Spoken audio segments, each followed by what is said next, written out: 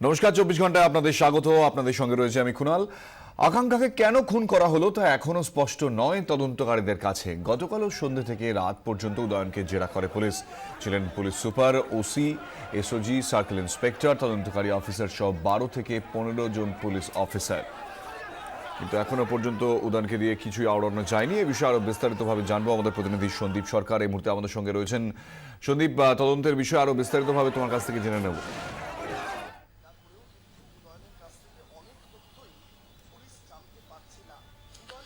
দেখো গতকালও কিন্তু প্রায় 6 ঘন্টার মতো জেরা করা হয়েছে উদয়ন দাসকে। তাকে একেবারে আমরা গত পরশুদিন যা দেখেছিলাম যে তাকে 4 ঘন্টা জেরা করা হয় জেলার পুলিশ সুপারের অফিসে নিয়ে গিয়ে। কালকেও কিন্তু তাই হয়, বিকেল থেকে শুরু করে রাত্রি 10টা সাড়ে 10টা পর্যন্ত তাকে জেরা পর্ব চলে। কিন্তু সব থেকে মজার বিষয় হচ্ছে এটা যে পুলিশ যে বিষয়টা জানতে চাইছে উদয়নের কাছ থেকে, যে আকাঙ্ক্ষাকে কেন খুন করা হলো এবং তার খুনের পিছনে কার্যকারণটা কি, সেই বিষয়ে কিন্তু বারবার তদন্তকারীদের ডাইভার্ট করে দিচ্ছেন উদয়ন।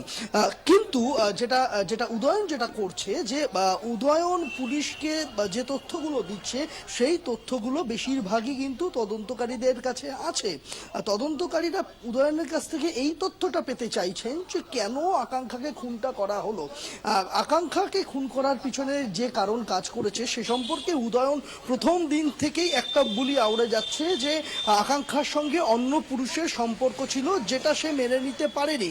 কিন্তু শুধু কি তাই, অন্তত যে তথ্য প্রমাণ তদন্তকারীদের হাতে রয়েছে তার থেকে কিন্তু এই বিষয়টা পুলিশ মানতে নারাজ, যে শুধুমাত্র এই আকাঙ্ক্ষাকে খুন করার পিছনে ওই অন্য পুরুষের সঙ্গে আকাঙ্ক্ষার সম্পর্কটাই একমাত্র কারণ।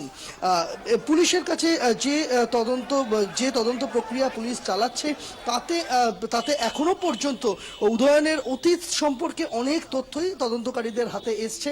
কিন্তু সেই তথ্যগুলো উদয়ন কেন অপরাধ মনস্ক হয়ে উঠল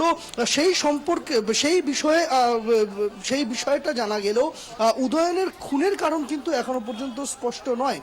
যে কারণে পুলিশ এই মুহূর্তে যেটা চাইছে যে উদয়নের আত্মীয় স্বজন যারা রয়েছে তাদের হাওড়ায় তার কাকার এক খোঁজ পাওয়া গেছে, সল্টলেকে তার এক কাকার খোঁজ পাওয়া গেছে। আর সেই আত্মীয়দের সঙ্গে কথা বলে সেখান থেকে উদয়নের সম্পর্কে তথ্য তারা পেতে চাইছেন। এক্ষেত্রে আমরা যেটা দেখেছি যে তদন্তের একদম প্রথম থেকেই উদয়ন বিভিন্নভাবে পুলিশকে ডাইভার্ট করে দিচ্ছে। এমন কথা সে বলছে পুলিশকে যার সঙ্গে খুনের কোনো যোগ নেই, অর্থাৎ অপ্রাসঙ্গিক তথ্যগুলোকে কিন্তু সে বেশি করে সামনে আনছে। তবে হ্যাঁ, তদন্তকারীরা এটা মনে করছেন যে তার অতীত সম্পর্কে যদি বিস্তারিতভাবে জানা যায় তাহলে সেটা তার বর্তমান অপরাধের কারণগুলোর দিকে বর্তমান অপরাধ মনস্কতার দিকে যথেষ্ট আলোকপাত করা সম্ভব হবে।